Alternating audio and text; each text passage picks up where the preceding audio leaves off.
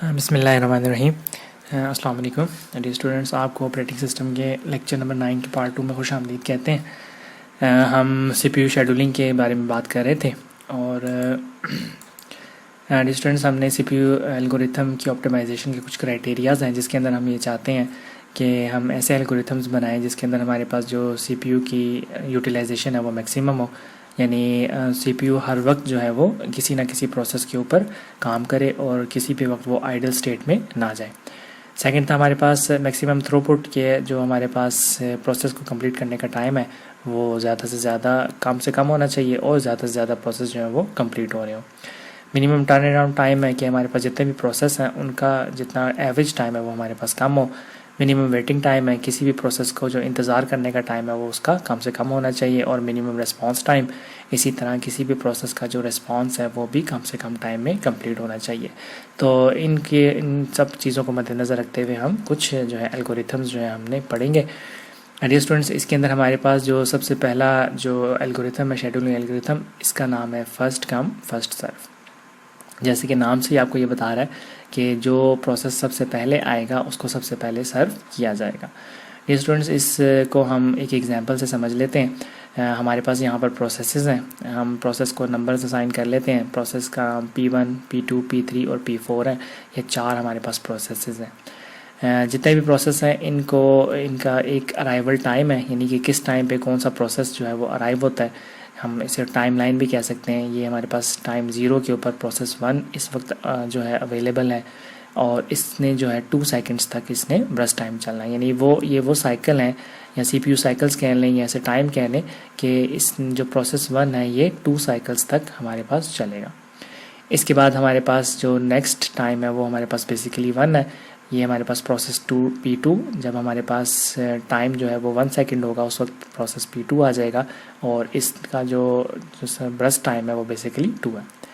इसके बाद हमारे पास जब टाइम हमारे पास क्लॉक 5 होगा उस वक्त हमारे पास P3 आएगा और इसका ब्रस्ट टाइम 3 होगा।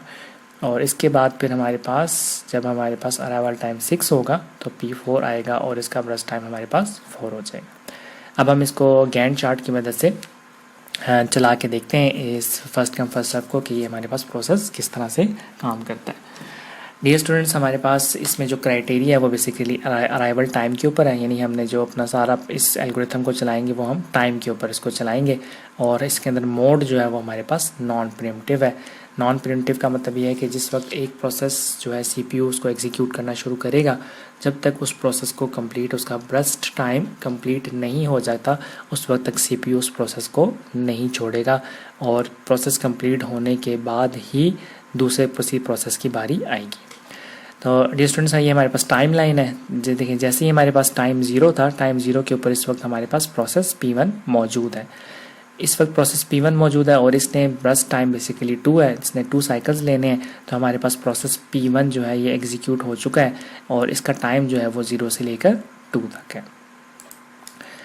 एंड जैसे ही हमारे पास यहाँ पर ये प्रोसेस कंप्लीट हो गया, अब हमारे पास इस वक्त क्लॉक जो है वो 2 पे मौजूद है।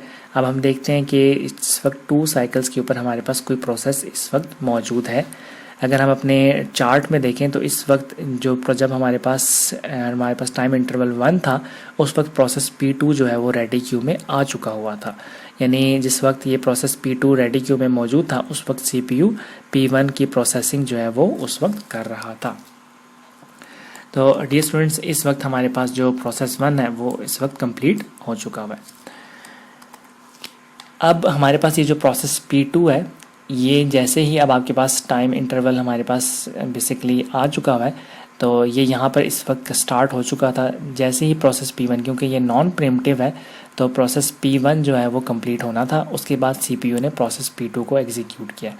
अब प्रोसेस P2 इसका ब्रस्ट टाइम भी सिमिलर 2 ही है, तो ये हमारे पास 2 से लेकर 4 तक जो है ये प्रोसेस हमारे पास एग्जीक्यूट होगा। अब ये हमारे पास प्रोसेस भी क्योंकि कंप्लीट हो चुका हुआ है तो इस वक्त हमारे पास जो दूसरा प्रोसेस है ये भी हमारे पास कंप्लीट हो चुका हुआ है। अब हम टाइम इंटरवल देखते हैं। टाइम इंटरवल 4, जैसे ही टाइम इंटरवल 4 आएगा 4 के ऊपर हम यहाँ पर अपना टाइम देख लेते हैं। इस वक्त 4, जब हमारे पास टाइम इंटरवल 4 है, इस वक्त हमारे पास 4 के ऊपर कोई भी प्रोसेस मौजूद नहीं है, इसलिए इस स्टेट के अंदर जो हमारे पास प्रोसेसर है वो आइडल स्टेट में रहेगा। और जैसे ही हमारे पास टाइम इंटरवल 5 आएगा, 5 के ऊपर हमारे पास यहाँ पर प्रोसेस P3 जो है वो आ चुका हुआ है और इसका जो बर्स्ट टाइम है वो बेसिकली 3 है। तो डियर स्टूडेंट्स, अब हमारे पास जो प्रोसेस P3 है वो हमारे पास 3 साइकिल्स तक चलेगा, 5 से लेकर 8 तक। अब जैसे ही हमारे पास ये प्रोसेस P3 जो कंप्लीट हो जाएगा तो हम इसको यहाँ से रेडी क्यू में से ख़त्म कर देंगे। और अब आखिर में हमारे पास जो प्रोसेस है वो बेसिकली जब टाइम हमारे पास 6 था, यानी इस दौरान में जब प्रोसेस P3 एग्जीक्यूट हो रहा था तो प्रोसेस P4 जो है वो हमारे पास रेडी क्यू के अंदर आ चुका हुआ था। और जैसे ही प्रोसेस P3, क्योंकि ये नॉन प्रीम्प्टिव है, CPU ने P3 के प्रोसेस को कंप्लीट करना था, जैसे ही P3 का प्रोसेस कंप्लीट होगा, कंप्लीट होने के बाद आपके पास P4 जो है वो एग्जीक्यूट होगा। इसका बर्स्ट टाइम 4 है, तो ये 8 से लेकर 12 तक आपका प्रोसेस जो है वो चलेगा। तो डियर स्टूडेंट, इसके अंदर फर्स्ट कम फर्स्ट सर्व के अंदर जो प्रोसेस पहले आ रहा है उसको पहले जो है वो चलाया जा रहा है और नॉन प्रीम्प्टिव की वजह से CPU उसको बर्स्ट टाइम जो है वो कंप्लीट कर रहा है। अब हम इसका कंप्लीशन टाइम देख लेते हैं हर प्रोसेस का। अगर हम प्रोसेस P1 का कंप्लीशन टाइम देखें तो वो बेसिकली हम टाइम लाइन से देख लेते हैं कि प्रोसेस P1 किस वक्त कंप्लीट हुआ है हमारे पास 2 पे, तो हमारे पास कंप्लीशन टाइम यहाँ पर आ गया 2। प्रोसेस P2 कब कंप्लीट हुआ है, प्रोसेस P2 हमारे पास बेसिकली कंप्लीट हुआ था 4 पे, तो हमने इसका कंप्लीशन टाइम 4 लिख लिया। प्रोसेस P3 को अगर हम देखें तो बेसिकली वो हमारे पास कंप्लीट हुआ है 8 के ऊपर, तो प्रोसेस P3 का कंप्लीशन टाइम हमारे पास 8 हो गया। और प्रोसेस P4 का अगर हम कंप्लीशन टाइम देखें तो वो बेसिकली टाइम लाइन में 12 है, तो यहाँ से हमने 12 लिख लिया। तो ये प्रोसेस के कंप्लीट होने के टाइम्स हैं। अब हम इसका टर्न अराउंड टाइम जो है वो कैलकुलेट कर लेते हैं। बेसिकली आपके पास जो टर्न अराउंड टाइम होता है वो आपके पास completion time minus arrival time होता है, यानी कि कंप्लीशन टाइम किस वक्त कंप्लीट हुआ 2 पे, इसका अराइवल टाइम आपके पास क्या था 0 था, तो 2 - 0 हमारे पास 2 आ जाएगा। प्रोसेस P2 को देख लें, उसका कंप्लीशन टाइम 4 है और अराइवल टाइम उसका 1 था, तो 4 - 1 3 हो जाएगा। इसी तरह इसका जो हमारे पास प्रोसेस P3 है, इसका 8 - 5 3 हो जाएगा और प्रोसेस P4 का 12 - 6 6 आ जाएगा। अगर हम इसका वेटिंग टाइम कैलकुलेट करें तो वेटिंग टाइम बेसिकली आपके पास होता है total arrival time minus burst time. Total arrival time हमारे पास 2 है और ब्रस्ट टाइम आपके पास 2 है, तो 2 - 2 हमारे पास 0, यानी जो प्रोसेस P1 था इसको बिल्कुल भी वेट नहीं करना पड़ा। जैसे ही हमारा टाइम लाइन स्टार्ट हुई CPU ने सबसे पहले इसे चलाया, इसको वेट ही नहीं करना पड़ा। इसके बाद जो हमारे पास प्रोसेस P2 है, ये इसका बेसिकली इसका टर्न अराउंड टाइम हमारे पास 3 था, लेकिन इसको जब ब्रस्ट टाइम इसका 2 था तो इसको 1 सेकंड जो है वो वेट करना पड़ा। यहाँ पर हम देख रहे थे प्रोसेस P1 जब हमारे पास इस वक्त 1 के ऊपर प्रोसेस P1 पहुँचा था, टाइम लाइन पहुँचा था, तो P2 इस वक्त हमारे पास रेडी क्यू के अंदर मौजूद था, लेकिन क्योंकि इसे कंप्लीट करना था हमने, इसलिए पहले P1 कंप्लीट हुआ, तो 1 साइकिल हमें इसमें लग गया, 1 साइकिल कंप्लीट होने में लग गया, तो इसका जो वेटिंग टाइम है वो बेसिकली 1 रहा। इसके बाद जो हमारे पास P3 है वो हमारे पास उसका टर्न अराउंड टाइम 3 था और उसका बस टाइम भी 3 था। इस जो हमारे पास प्रोसेस P3 है इसको वेट नहीं करना पड़ा। और जो हमारे पास 4 है प्रोसेस 4, इसका टर्न अराउंड टाइम 6 था और इसका बस टाइम 4 मिला, तो इसे 2 सेकंड जो है वो वेट करना पड़ा। इसी तरह अगर हम इसका average turn around time calculate कर लें तो आपने सिंपल जो टर्न अराउंड टाइम इन सबको प्लस कर लें, 2 + 3 + 3 + 6, तो आपके पास 14 आ जाएंगे, divided by total number of processes. हमारे पास इस वक्त टोटल नंबर ऑफ़ प्रोसेसेस 4 हैं, तो हम इसको 4 से डिवाइड कर लेंगे तो हमारे पास एवरेज टर्न अराउंड टाइम 3.5 आ जाएगा। इसी तरह अगर हम इसका एवरेज वेटिंग टाइम देखें तो हम इनको प्लस कर लेते हैं, 0 + 1 + 0 + 2, 3 डिवाइडेड बाई 4, तो इसका जो वेटिंग टाइम है वो हमारे पास 0.75 है। तो ये डियर स्टूडेंट्स हमारे पास first come first serve algorithm था। जो हमारे पास फर्स्ट कम फर्स्ट सर्व है, इसके अंदर हमारे पास जो कुछ प्रॉब्लम्स है उसके अंदर एक हमारे पास कॉन्वाय इफेक्ट जो है वो आ जाता है। बेसिकली कॉन्वाय इफेक्ट का मतलब ये होता है कि आपके पास कोई एक ऐसा प्रोसेस है, कोई बिग प्रोसेस आ जाता है, तो CPU बहुत ज़्यादा टाइम जो है उसके ऊपर लगा देता है। और इसका जो आपके पास इफ़ेक्ट है ये है कि आपके पास जो CPU है वो उसकी यूटिलाइजेशन जो है वो हो सकता है कि शॉर्टर प्रोसेस अगर हम उसको पहले प्रोसेस करवा लें, छोटे प्रोसेस को अगर हम पहले प्रोसेस करवा लें तो उसकी CPU की यूटिलाइजेशन बेहतर हो सकती है। जिस तरह आप यहाँ पर देख रहे हैं, एक आपके पास लार्जेस्ट जॉब है, उसके पीछे कार्स जो है वो लगी हुई हैं। अब ये क्योंकि एक हैवी जॉब है तो और ये स्लो भी जा रहा है, तो इसकी वजह से जो पीछे जितने भी प्रोसेस हैं वो सारे स्लो डाउन हो चुके हैं। जब तक ये कंप्लीट नहीं होगा ये प्रोसेसेस आगे नहीं निकल सकते। हालांकि अगर इन प्रोसेस को चलाया जाए तो ये तेज़ी से एग्जीक्यूट हो सकते हैं। तो हमारे पास जो first come first serve algorithm है, आपके पास इसमें टाइम शेयरिंग का प्रॉब्लम आ सकता है। यानी ऐसे सिस्टम जिसके अंदर हम यूज़र्स को टाइम शेयर करवाना चाहते हैं, जिसके अंदर यूज़र्स जो है वो टाइम शेयर करेंगे। अगर कोई एक ऐसा यूज़र उसके पास आ जाता है जो कि सारा टाइम वही ले लेता है, तो बाकी सारे यूज़र्स जो हैं वो उसको इंतज़ार ही करते रहेंगे। तो हमें ऐसे सिचुएशन के अंदर हमें रेगुलर इंटरवल्स जो हैं वो डालने पड़ेंगे। तो इसके ऐसी सिचुएशन के अंदर फर्स्ट कम फर्स्ट सर्व जो एल्गोरिथम है वो काम नहीं करेगा। डियर स्टूडेंट्स, इसके बाद हमारे पास जो अगला एल्गोरिथम है वो बेसिकली हमारे पास है शॉर्टेस्ट जॉब फर्स्ट।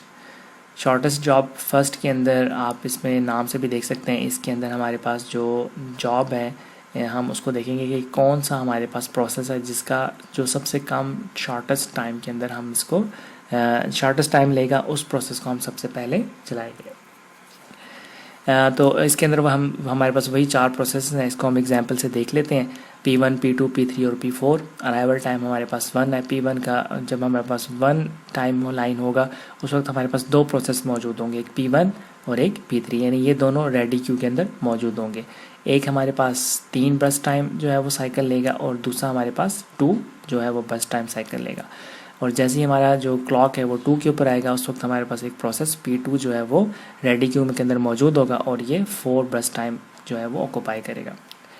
इसके बाद हमारे पास जैसे ही क्लॉक साइकिल 4 आएगा तो उसमें हमारे पास चौथा प्रोसेस इंट्रोड्यूस होगा और ये भी बस टाइम 4 लेगा। तो हमारे पास इसमें क्राइटेरिया बेसिकली अराइवल टाइम्स है और मोड जो है हमारे पास नॉन प्रीम्प्टिव है। इसका मतलब ये है कि जिस भी प्रोसेस को CPU एग्जीक्यूट करेगा उसे कंप्लीट किया जाएगा और कंप्लीट होने के बाद ही किसी दूसरे प्रोसेस को जो है वो प्रोसेस किया जाएगा। अब हम इसको गैंट चार्ट की मदद से समझ लेते हैं। हमारे पास यहाँ पर टाइम 0 है। टाइम 0 के ऊपर हम देख सकते हैं कि इस वक्त कोई भी प्रोसेस मौजूद नहीं है। तो 0 से लेकर 1 तक CPU आइडल रहेगा। जैसे ही हमारे पास यहाँ पर प्रोसेस नंबर 1 आया तो यहाँ पर इस वक्त हमारे पास टाइम लाइन के ऊपर 1 आएगा। 2 प्रोसेस इस वक्त हमारे पास मौजूद हैं, एक P1 है और एक P3 है। डियर स्टूडेंट्स, अब क्योंकि इसका नाम है शॉर्टेस्ट जॉब फर्स्ट, तो अब P1 3 आपके पास है। अगर हम इसको देखें तो प्रोसेस P1 पहले आया और P3 बाद में, लेकिन जो हमारे पास अगर इसका बस टाइम देखें तो हमारे पास P3 का जो बस टाइम है वो शॉर्ट है। तो जो इस वक्त CPU है जो P3 है सबसे पहले इसको एग्जीक्यूट करेगा और ये हमारे पास बेसिकली 2 बस टाइम है। इसका टाइमिंग दोनों की इंटरवल सेम था, लेकिन हमारे पास क्योंकि P3 का बस टाइम हमारे पास शॉर्ट है इसीलिए P3 को सिलेक्ट किया जाएगा और आपके पास ये 2 साइकिल्स के अंदर कंप्लीट इसे करेगा। हमारे पास जो 1 से लेकर 3 तक हमारे पास जो P3 जो है वो एग्जीक्यूट हो जाएगा। P3 एग्जीक्यूट होने के जैसे ही P3 एग्जीक्यूट होगा ये हमारे पास यहाँ से रेडी क्यू में से ख़त्म हो जाएगा। इसके बाद डियर स्टूडेंट्स, हमारे पास इस वक्त अगर हम टाइम इंटरवल 3 को देखें, टाइम इंटरवल 3 के ऊपर हमारे पास इस वक्त जो है जो P1 हमारे पास है वो इस वक्त मौजूद है और हमारे पास P2 इस वक्त मौजूद है। क्योंकि यहाँ पर जब दरमियान में हम टाइम इंटरवल 2 में थे तो प्रोसेस P2 भी जो है वो क्यू के अंदर शामिल हो चुका था, तो ये भी इस वक्त रेडी क्यू में मौजूद है और P1 भी इस वक्त रेडी क्यू के अंदर मौजूद है। अब इन दोनों में से देखा जाएगा किसके जो शॉर्टेस्ट टाइम है वो हमारे पास जो बस टाइम है कम है। इसके अंदर अगर हम P1 को देखें तो इसका हमारे पास जो जॉब टाइम है हमारे पास वो कम है। तो CPU जो है P2 की बजाय P1 को सिलेक्ट करेगा और ये हमारे पास 3 साइकिल्स तक जो है वो एग्जीक्यूट हो जाएगा। तो हमारे पास 3 से लेकर 6 तक हमारे पास प्रोसेस 1 जो है वो एग्जीक्यूट होगा। जैसे ही प्रोसेस 1 एग्जीक्यूट होगा इसको उसमें से मेमोरी में से निकाल दिया जाएगा। अब इस दौरान में अगर हम देखें हमारे पास जैसे ही क्लॉक साइकिल 4 होगा तो इस वक्त हमारे पास जो P4 है ये भी रेडी क्यू के अंदर आ चुका होगा। इस वक्त हमारे पास 2 प्रोसेस जो है वो मौजूद हैं, एक हमारे पास P2 जो पहले से हमारे पास 2 सेकंड के अंदर आ चुका था और दूसरा हमारे पास P4 जो इस दौरान में P1 की प्रोसेसिंग के दरम्यान में हमारे पास आ चुका है। अब इन दोनों के हमारे पास जो बस टाइम है वो बिल्कुल सेम है तो इसके अंदर जो पहले जॉब आई है P2 पहले इंट्रोड्यूस हुआ था, तो हम उसको P2 को पहले हम एग्जीक्यूट कर लेंगे। ये आपके पास 4 साइकिल्स तक चलेगा, तो 6 to लेकर 10 तक आपके पास ये एग्जीक्यूट हो जाएगा। और जैसे ही ये एग्जीक्यूट होगा P2, हमारे पास ये यहाँ से रेडी क्यू में से ख़त्म हो जाएगा। और इसके बाद हमारे पास जो प्रोसेस है वो बेसिकली P4, आखिरी प्रोसेस जो है वो P4 रह गया। ये हमारे पास 4 साइकिल्स जो है वो लेगा और 10 से लेकर 14 तक आपका ये प्रोसेस जो है वो कंप्लीट हो जाएगा। तो डिजिटल इसके अंदर हमारे पास जिस प्रोसेस का जो हमारे पास बर्स्ट टाइम शॉर्ट था, CPU ने उसको सिलेक्ट किया और उसकी टाइम के ऊपर, उस बेस के ऊपर जो हमारे पास शॉर्टेस्ट जॉब फर्स्ट है उसने काम किया। अब हम इनका जो कंप्लीशन टाइम है वो देख लेते हैं प्रोसेस 1। अब हम यहाँ से सबसे पहले नीचे टाइम लाइन से देख लेते हैं process 1। Basically completion right side पे हमने देखना है कि कंप्लीट कब हुआ था प्रोसेस 1। जब हमारे पास 6 था टाइम, उस वक्त कंप्लीट हुआ, तो हमने इसको यहाँ पर 6 लिख लिया। प्रोसेस 2 को हम यहाँ से देख लेते हैं। प्रोसेस 2 बेसिकली 10 पे कंप्लीट हुआ था, हमने यहाँ पर 10 लिख लिया। प्रोसेस 3 आपके पास 3 पे कंप्लीट हुआ था, तो हमने यहाँ पे 3 लिख लिया।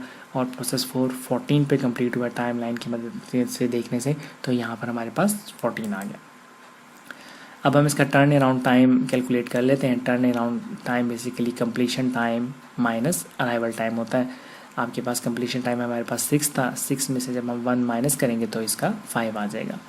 इसी तरह प्रोसेस P2 10 में से 2 जाएंगे तो 8 आ जाएगा। प्रोसेस 3 का आपके पास इसमें से आ जाएगा, ठीक है जी, 3 में से 1 जाएगा तो आपके पास 2 आ जाएगा। और इसी तरह प्रोसेस 4 का 14 में से 4 जाएगा तो आपके पास 10 आ जाएगा। वेटिंग टाइम हमारे पास होता है turn around time minus burst time. आपके पास प्रोसेस 1 को 5 आपके पास उसका टर्न अराउंड टाइम था, ब्रस्ट टाइम उसका 3 था, तो इसको 2 सेकेंड जो है वो वेट करना पड़ा। इसी तरह अगर हम P2 को देख लें तो इसका टर्न अराउंड टाइम 8 था और इसका ब्रस्ट टाइम 4 था। 8 माइनस 4 हमारे पास 4, इसको 4 सेकेंड जो है वो वेट करना पड़ा। इसी तरह P3 इसका टर्न अराउंड टाइम 2 था और इसका ब्रस्ट टाइम भी 2 था। इस प्रोसेस P3 को बिल्कुल वेट नहीं करना पड़ा। और इसके बाद हमारे पास प्रोसेस P4 है, इसका टर्न अराउंड टाइम 10 था और इसका ब्रस्ट टाइम बेसिकली 4 था, तो इसको 6 सेकेंड्स जो है वो वेट करना पड़ा। अगर हम इसका एवरेज टर्न अराउंड टाइम से कैलकुलेट कर लें तो हम इन सबको सिंपल प्लस कर लेंगे। 5 + 8 + 2 + 10 25 और टोटल नंबर ऑफ प्रोसेस हमारे पास 4 है। इसको 4 से डिवाइड कर लेंगे तो हमारे पास average total turn around time आ जाएगा 6.25। इसी तरह अगर हम एवरेज वेटिंग टाइम्स को देख लें, इन सबको सिंपल प्लस कर लेंगे। 2 + 4 + 0 + 6 divided by number of processes जो कि 4 है और ये हमारे पास 3 आ जाएगा। तो डियर स्टूडेंट्स, ये जो हमारे पास था इसे हम कहते हैं शॉर्टेस्ट जॉब फर्स्ट। इसके बाद हमारे पास एक और जो शेड्यूलिंग एल्गोरिथम है उसे हम प्रायोरिटी शेड्यूलिंग कहते हैं। इसके अंदर आपके पास जो है प्रायोरिटी जो है प्रोसेस, उसी तरह से प्रोसेसेस हैं P1 P2 P3 P4, लेकिन यहाँ पर हमारे पास प्रायोरिटी गिवन है। प्रायोरिटी किसी की आपको यहाँ पर 3 नज़र आ रही है, किसी की 1 नज़र आ रही है, किसी की 4 और किसी की 2 नज़र आ रही है। और ये वो ब्रस्ट टाइम हुआ है जितने टाइम्स के अंदर इन्होंने टाइम में इन्होंने एग्जीक्यूट होना है। डियर स्टूडेंट्स, अब प्रायोरिटी के हिसाब से अगर आप देखें तो आप 1 2 3 4 भी प्रायोरिटी रख सकते हैं या 4 3 2 1। ये प्रायोरिटी आपको न्यूमेरिकल के अंदर गिवन होती है। तो यहाँ पर हम प्रायोरिटी देख लेते हैं कि लोएस्ट नंबर फर्स्ट, जो आपके पास छोटा नंबर होगा उसको हमने सबसे पहले जो है उसे एग्जीक्यूट करवाना है। तो लोएस्ट, अगर हाईएस्ट नंबर फर्स्ट होगा तो हमारे पास प्रायोरिटी जो है वो आपके पास एल्गोरिथम चेंज हो जाएगा। आपने इस चीज़ का ध्यान रखना है कि प्रायोरिटी बेसिकली किस चीज़ के ऊपर दी गई है। क्राइटेरिया हमारे पास बेसिकली अराइवल टाइम है और जो हमारे पास है मोड जो है हमारे पास नॉन प्रीम्प्टिव है, यानी इसके अंदर जब हम किसी भी प्रोसेस को एग्जीक्यूट करेगा तो उसे कंप्लीट करेगा। तो डियर स्टूडेंट्स, हमारे पास अगर हम इसमें प्रायोरिटी के हिसाब से देखें तो इस वक्त हमारे पास प्रायोरिटी जो है बेसिकली वो P2 की सबसे जो हमारे पास लोएस्ट नंबर के हिसाब से जो हमारे पास प्रायोरिटी है वो 1 की है, तो P2 हम सबसे पहले से एग्जीक्यूट करेंगे। और ये जो हमारे पास टाइम इंटरवल है ये 0 से लेकर 1 तक, क्योंकि इसने एक ही ब्रस्ट साइकिल लेना है तो आपके पास 0 से लेकर 1 तक सिर्फ यही एग्जीक्यूट होगा। इसके बाद हमारे पास जो सेकंड प्रायोरिटी है वो बेसिकली हमारे पास जो है वो P4 की है जो 2 नंबर के ऊपर है। तो 1 के बाद जो लोएस्ट नंबर है वो हमारे पास 2 है। ये आपके पास 5 ब्रस्ट टाइम जो है वो लेगा, तो 1 से लेकर 5 ब्रस्ट टाइम तक करें तो हमारे पास 6 आ जाता है। P4 के बाद हमारे पास जो प्रायोरिटी है वो 3 की है, वो बेसिकली P1 है और ये आपके पास 10 जो है वो ब्रस्ट टाइम इसने लेने हैं, तो ये हमारे पास इसके आपके पास P1 जो है वो 6 से लेकर 16 तक ये इसको एग्जीक्यूट किया जाएगा। और इसके बाद हमारे पास लास्ट में जो हाईएस्ट नंबर 4 है वो P3 है, और ये इसने 2 जो है साइकिल्स लेने हैं, तो 16 से लेकर 18 तक ये चलेगा। तो ये नॉन प्रीम्प्टिव है। नॉन प्रीम्प्टिव के अंदर आपके पास प्रोसेस जो है वो प्रायोरिटी के हिसाब से, आपने जो भी प्रायोरिटी है उसको देख लेना है, प्रायोरिटी के हिसाब से हमारे पास एल्गोरिथम्स है वो चलेंगे। कंप्लीशन टाइम इसी तरह से हम देख लेते हैं, गैंट चार्ट से हम देख लेते हैं कि प्रोसेस P1 यहाँ से आपने चार्ट से देख लेना है राइट साइड पे, ये 16 पे कंप्लीट हुआ है तो हमने यहाँ पे 16 लिख लिया। P2 1 पे कंप्लीट हुआ है, इसे 1 लिख लिया। P3 18 पे कंप्लीट हुआ है, यहाँ पे हमने 18 लिख लिया। और P4 6 पे कंप्लीट हुआ है तो हमने यहाँ पर 6 लिख लिया। डियर स्टूडेंट्स, इसके बाद हमारे पास जो एक और एल्गोरिथम है, इसे हम राउंड रॉबिन शेड्यूलिंग एल्गोरिथम कहते हैं। राउंड रॉबिन के अंदर हमारे पास बेसिकली उसी तरह से प्रोसेसेस हैं P1, P2, P3 और P4। इसके अंदर हमारे पास अराइवल टाइम है 0, 1, 2, 4, बस टाइम भी गिवन है हमारे पास 5, 4, 2 और 1। इसके अंदर हमारे पास राउंड रॉबिन के अंदर आपको एक टाइम क्वांटम जो है वो असाइन किया जाता है, यानी आपके पास यहाँ पर हमें इस वक्त टाइम क्वांटम 2 दिया गया है, यानी हर 2 साइकिल्स के बाद हमने प्रोसेस को चेंज कर लेना है। चाहे उसका बर्स्ट साइकिल जो है वो कंप्लीट हुआ है या नहीं हुआ, हमने उस प्रोसेस को छोड़ के अगले प्रोसेस को जो है वो चलाना शुरू कर देते हैं। ऐसे प्रोसेस को प्रीएम्प्टिव कहते हैं। डियर स्टूडेंट्स, हमने जो पिछली एग्जांपल्स देखी थी वो सारी नॉन प्रीएम्प्टिव की एग्जांपल्स थी, जिसके अंदर CPU किसी भी प्रोसेस को कंप्लीट बर्स्ट टाइम तक चलाता है, लेकिन प्रीएम्प्टिव के अंदर हमारे पास 2 क्वांटम टाइम के बाद हमने प्रोसेस को चेंज कर लेना है। और उसके बाद हम उस प्रोसेस को देख लेते हैं कैसे चलेगा। इसके लिए हमें गैंट चार्ट के साथ साथ हमें एक रेडी क्यू भी साथ में चलानी होगी, ताकि हम ये देख सकें कि हमारे पास जो इस वक्त रेडी क्यू के अंदर कौन कौन से प्रोसेसेस मौजूद हैं और साथ में गैंट चार्ट के अंदर हमारे पास क्या क्या है। अब डियर स्टूडेंट्स, हम इसको चला के देख लेते हैं। देखिए, सबसे पहले हमारे पास टाइम इंटरवल 0 है। टाइम इंटरवल 0 के अंदर और कोई प्रोसेस इस वक्त मौजूद नहीं है। इस वक्त सिर्फ प्रोसेस P1 जो है हमारे पास इस वक्त मौजूद है।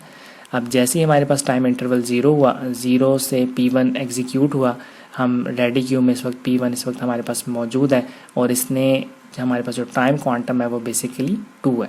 तो 2 क्वांटम टाइम तक इसको हमने चलाना है, तो हमने इसको क्या किया, 0 से लेकर 2 तक हमने इसे चला लिया। अब क्योंकि ये प्रीएम्प्टिव है, प्रीएम्प्टिव के अंदर P1 हमारे पास जो इसका बर्स्ट टाइम बेसिकली यहाँ पर आप देख रहे हैं वो बेसिकली 5 है। अब ये बर्स्ट टाइम हमारे पास 5 है। अब ये 5 से हमारे पास लेस होके 3 रह गया, तो हमारे पास बस टाइम जो है बेसिकली वो कम हो चुका है। तो ये हमारे पास 5 से 3 हो चुका है। अब क्योंकि हमारे पास प्रीएम्प्टिव हमारे पास एल्गोरिथम ये CPU शेड्यूलिंग जो है वो मोड प्रीएम्प्टिव है, तो हम बाकी बस टाइम को छोड़ देंगे और अब हम इसके बाद नेक्स्ट को चेक करेंगे। अब देखें, जैसे ही हमारे पास हम 2 साइकिल्स में पहुँचे, तो यहाँ पर अगर हम यहाँ पर देखें, इस वक्त आपके पास जो 0 से 1 के दौरान में जैसे ये 1 आया, तो प्रोसेस P2 जो है वो इस वक्त हमारे पास रेडी क्यू के अंदर मौजूद था। तो प्रोसेस P2 को हम यहाँ पे लिख लेंगे कि इस वक्त 0 और 2 के दरमियान में प्रोसेस P2 बेसिकली आ चुका हुआ था। तो जैसे ही हमारे पास 0 से 1 इंटरवल में आए तो P2 इस वक्त रेडी क्यू में मौजूद था, हमने यहाँ पर P2 लिख लिया। और जैसे ही हमारे पास टाइम कंप्लीट हुआ 2, तो 2 के बाद हमारे पास P3 भी इस वक्त मौजूद था, तो हमने यहाँ पर रेडी क्यू के अंदर P3 लिख लिया। और इसके साथ साथ जो हमारे पास प्रोसेस P1 था ये भी कंप्लीट नहीं हुआ, ये भी हमारे पास रहता है, इसे भी हम यहाँ पर इसके आखिर में एंड पे P1 पे लिख लेंगे। आपने जो इसके रिमेनिंग होंगे आपने इस प्रोसेस के P1 के एंड पे लिख लेने हैं। तो टाइम इंटरवल जब 2 था उस वक्त हमारे पास P2, P3 और जो रिमेनिंग हमारे पास था वो P1 था। अब क्योंकि सबसे पहले हमने P2 को एग्जीक्यूट करना है, तो P2 को हम चलाएंगे। P2 बेसिकली हमारे पास 4 बर्स्ट टाइम इसका है, लेकिन हमारे पास जो बेसिकली टाइम क्वांटम है वो 2 है, तो प्रोसेस P2 भी जो हमारे पास है वो 2 आपके पास क्वांटम टाइम तक चलेगा।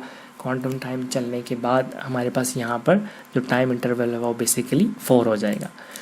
अब डियर स्टूडेंट्स, हम सबसे पहले प्रोसेस को चलाने से पहले हम अपने रेडी क्यू को चेक करेंगे कि जब इस वक्त हमारे पास टाइम इंटरवल हमारे पास इस वक्त 4 है, तो 4 के अंदर हम प्रोसेस देख लेते हैं कि कोई और प्रोसेस हमारे पास शामिल हुआ है।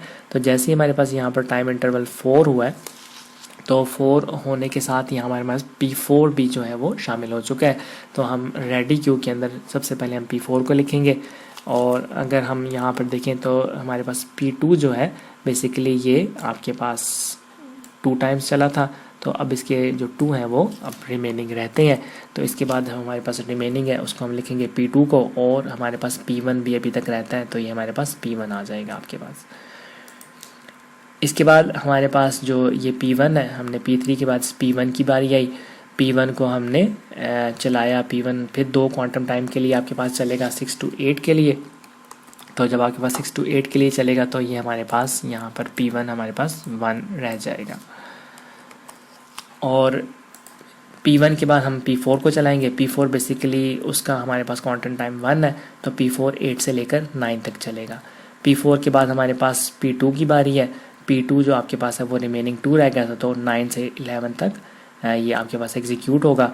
और उसके बाद फिर हमारे पास P1 जो है वो 1 साइकिल रह गया है, तो 11 से 12 तक आपके पास ये चलेगा। तो डियर स्टूडेंट्स, राउंड रॉबिन के अंदर हम एक टाइम क्वांटम रखते हैं, और जो दूसरी अहम चीज़ है वो आपने प्रिमिटिव का ध्यान रखना है कि राउंड रॉबिन आपके पास जो एल्गोरिथम है वो कभी भी नॉन प्रिमिटिव नहीं हो सकता, ये हमेशा प्रिमिटिव होगा। प्रिमिटिव का मतलब ये है एक प्रोसेस चल रहा होगा, CPU उस प्रोसेस के दौरान में दूसरे प्रोसेस को एग्जीक्यूट करना शुरू कर देता है। तो वो आप इसमें क्राइटेरिया जो है आपको न्यूमेरिकल के अंदर गिवन होगा, आपने उसके हिसाब से उसको देख लेना है। और आपने इसके अंदर 2 क्यूज़ जो है वो रेडी करनी है। एक रेडी क्यू आप ताकि आप प्रोसेसेस को ध्यान से चला सकें, और उसके बाद आप गैंट चार्ट की मदद से इसको देख सकते हैं।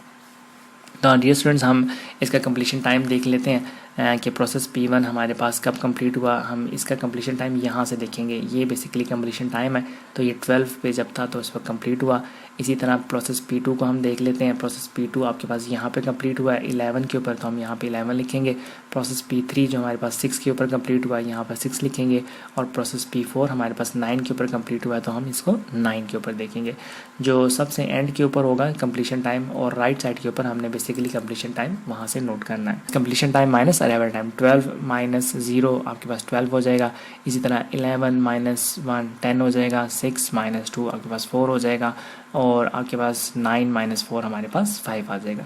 Waiting time, turn around time minus burst time, turn around time 12 minus 5, ये हमारे पास बेसिकली जो ओरिजिनल है वो 5 था, तो 12 माइनस 5 7। इसी तरह प्रोसेस P2 के लिए 10 माइनस 4 6, प्रोसेस P3 के लिए 4 माइनस 2 2, और प्रोसेस P4 के लिए 5 माइनस 1 4। तो ये हमारे पास वेटिंग टाइम इसका हो जाएगा। इसी तरह अगर हम एवरेज उसको टोटल टर्न अराउंड टाइम को एवरेज कैलकुलेट करना चाहते हैं, तो हमारे पास 12 प्लस 10 प्लस 4 प्लस 5 इन सबको प्लस करेंगे, टोटल नंबर ऑफ प्रोसेस के ऊपर डिवाइड करेंगे, तो हमारे पास जो टर्न अराउंड टाइम है ये निकल आएगा। इसी तरह अगर हम एवरेज वेटिंग टाइम देखेंगे तो इन सबको प्लस कर लेते हैं, 7 plus 6 plus 2 plus 4 divided by total number of processes, और ये हमारे पास आ जाएगा 4.79। तो डियर स्टूडेंट्स, ये हमारे पास 4 एल्गोरिथम्स थे। उम्मीद है कि आपको ये अच्छे तरीके से समझ आए होंगे। आप इनके न्यूमेरिकल्स जो हैं वो भी परफॉर्म करने की कोशिश करें, डिफरेंट वैल्यूज़ के साथ इसको ट्राई करें, ताकि आपको ज़्यादा अच्छे तरीके से समझ आ सके।